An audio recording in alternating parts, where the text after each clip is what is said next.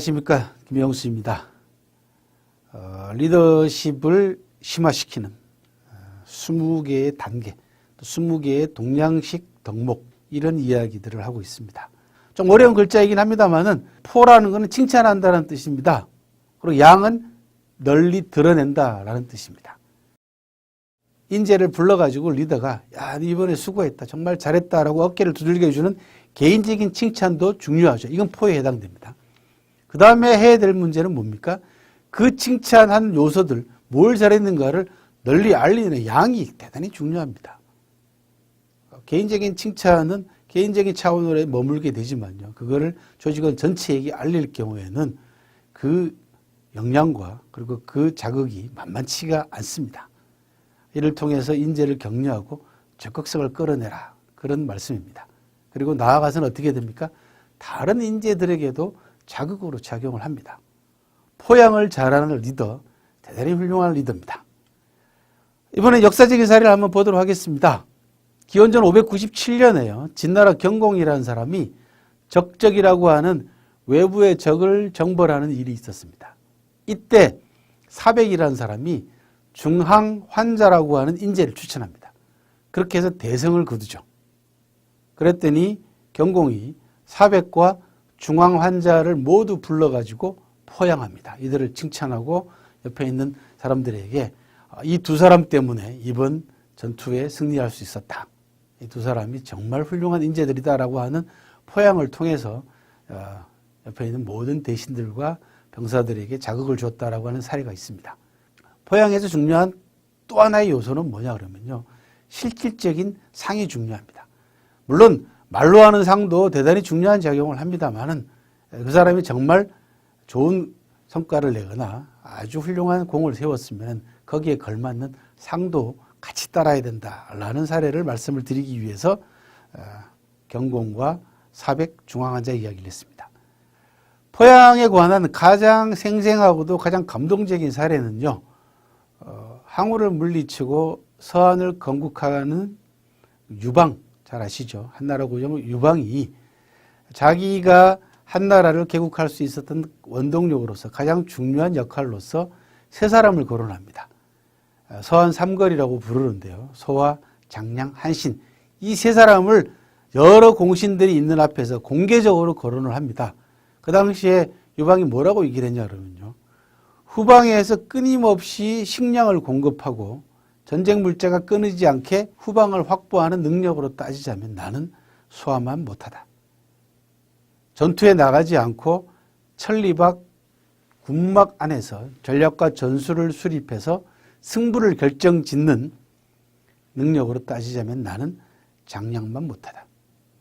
직접 전투에 참여해서 적의 성을 빼앗고 적을 물리치는 전투력이라고 하는 면에 있어서는 나는 한신만 못하다. 이 세 사람 모두 천하의 인재들이다. 내가 이 세 사람을 얻었기 때문에 항우를 물리칠 수 있었다라고 하는 유명한 삼불려라고 하는 이야기를 공개적으로 합니다. 세 사람만 못하다라는 뜻입니다. 리더는 이래야 됩니다. 리더가 모든 걸 다 잘할 수는 없지 않습니까? 그 분야에 가장 능력이 있거나 뛰어난 재능을 가지고 있는 인재를 모셔올 수 있는 능력만 있으면 되는 겁니다. 그리고 모셔와서 그 인재가 보여준 능력에 대해서 아낌없이 포양할 수 있는 그런 리더십이 필요하죠. 그래서 공개적으로 포양함으로써 다른 인재들의 적극성까지 끌어낸 그런 사례가 있습니다. 이런 사례들은 대단히 많습니다.